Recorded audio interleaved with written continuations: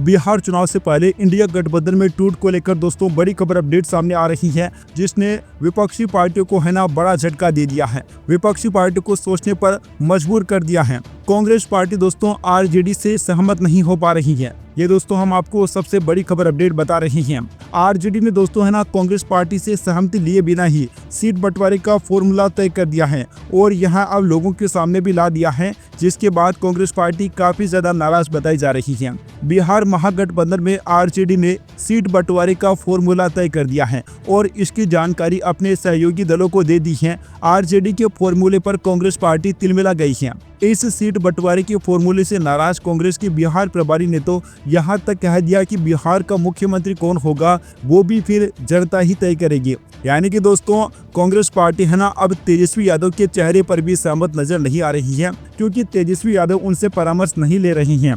तो फिर कांग्रेस पार्टी भी है ना फिर ऐसा ही रुख अपना रही है। अब जरा सोचिए, इसी गठबंधन के भरोसे महागठबंधन सत्ता में आने का सपना देख रही है और चुनाव से पहले तो ये हाल है बिहार विधानसभा चुनाव का काउंटडाउन शुरू हो चुका है। इसके साथ ही महागठबंधन में आरजेडी ने अपनी ओर से सीट बंटवारे का फॉर्मूला तय कर दिया है। आरजेडी ने अपने सहयोगी के साथ कई मैराथन बैठकें की और अब सीटों के बंटवारे का फॉर्मूला आरजेडी ने अपने सहयोगियों को बता दिया है। सूत्रों से मिली जानकारी के मुताबिक आरजेडी ने अपने खाते में 136 सीट रखी हैं, जबकि कांग्रेस को 52 सीट दिया है। तीनों वाम दल सीपीआई, सीपीआईएम और सीपीआईएमएल को 34 सीट दिया है। 20 सीट मुकेश सहनी के खाते में गया है। इस फॉर्मूले की जानकारी मिलने के बाद आरजेडी की सबसे बड़ी सहयोगी कांग्रेस के नेताओं में भारी नाराजगी देखी जा रही है। कांग्रेस के नेताओं ने इस फॉर्मूले की जानकारी अपने आलाकमान को दे दी है, जिसके बाद नाराजगी का आलम यह है कि पटना पहुंचे बिहार कांग्रेस के प्रभारी कृष्णा अल्लावारू ने महागठबंधन के मुख्यमंत्री के चेहरे को लेकर साफ शब्दों में कह दिया कि मुख्यमंत्री कौन होगा फिर इसका जो फैसला है ना वह भी जनता ही करेगी। हम पहले से ये तय करके नहीं चलने वाले हैं कि बिहार का सीएम कौन होगा। यानी कि जो तेजस्वी यादव का जो चेहरा है ना उसको भी फिर कांग्रेस पार्टी ने मानने से इनकार कर दिया है और इसी के साथ उप मुख्यमंत्री बनने का सपना सजाए बैठे वीआईपी पार्टी के नेता 20 सीट लेने को भी राजी नहीं है। महागठबंधन के दो प्रमुख और बड़े दल आरजेडी कांग्रेस ने तय किया है कि विजय मार्ग पर बढ़ने के लिए दोनों दल थोड़ा थोड़ा त्याग करेंगे, लेकिन नए साथियों के चुनाव मैदान में किस्मत आजमाने का मौका मिल सके। हालांकि फिलहाल आरजेडी के इस फॉर्मूले को मानने के लिए कोई भी है ना सहयोगी दल तैयार नहीं है।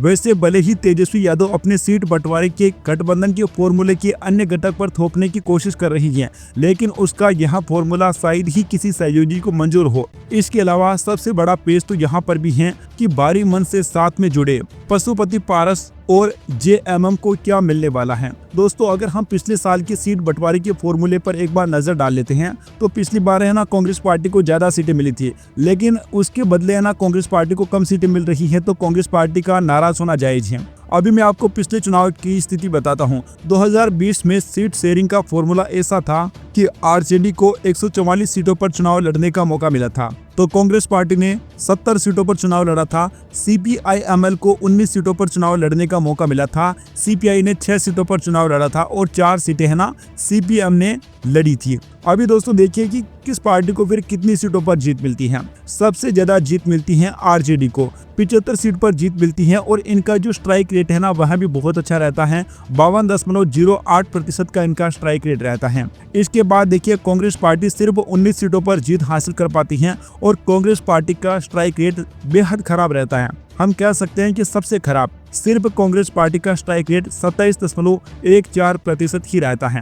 सीपीआईएमएल ने 12 सीटों पर जीत हासिल की थी और इनका स्ट्राइक रेट सबसे अच्छा रहता है। 63.15% इनका स्ट्राइक रेट रहता है। तो जाहिर सी बात है कि ये है ना ज्यादा सीटें चाहेंगे। फिर सीपीआई ने 2 सीटों पर जीत हासिल की और इनका स्ट्राइक रेट भी 33.3% का रहता है। सीपीएम ने 2 सीटों पर जीत हासिल की थी और इन्होंने 4 सीटों पर चुनाव लड़ा था, तो इनका स्ट्राइक रेट जो है ना 50% रहता है। अभी देखिए दोस्तों कांग्रेस पार्टी का स्ट्राइक रेट सबसे ज्यादा कम है और लालू यादव इस बात को समझते हैं। इसी कारण से वो कांग्रेस पार्टी पर है ना भरोसा नहीं कर पा रही हैं और कांग्रेस पार्टी को पिछली बार के मुकाबले कम सीटें दे रही हैं। ये बात दोस्तों एक तरफ से समझ में भी आती है कि आरजेडी अगर ज्यादा सीटों पर चुनाव जीतती है तो उन्हें ज्यादा सीटें मिलनी चाहिए, क्योंकि कांग्रेस पार्टी हारती है तो वो ज्यादा सीटों पर चुनाव लड़कर फिर है ना सीटें गवाएगी। इस कारण से है ना आरजेडी है ना कांग्रेस पार्टी को कम सीटें देना चाहती है, लेकिन फिर कांग्रेस पार्टी भी है ना कम नहीं है, वह तेजस्वी यादव के मुख्यमंत्री बनने की राह में फिर रोड़ा बनने वाली है। कांग्रेस पार्टी ने साफ तौर पर कह दिया है कि फिर तेजस्वी यादव ये भी सोच ले कि मुख्यमंत्री का जो चेहरा है ना वह भी जनता तय करेगी, ना कि हम पहले से आपका चेहरा तय करके चलेंगे। तो दोस्तों आप लोगों की क्या राय है, ये गठबंधन क्या बिहार में सफल हो पाएगा? क्योंकि चुनाव से पहले ही यह हाल है, तो फिर बाद में क्या होगा? आपकी इस पर जो भी राय है अपनी राय नीचे कमेंट बॉक्स में बताना ना भूलें। Subscribe now and press the bell icon. Never miss an update.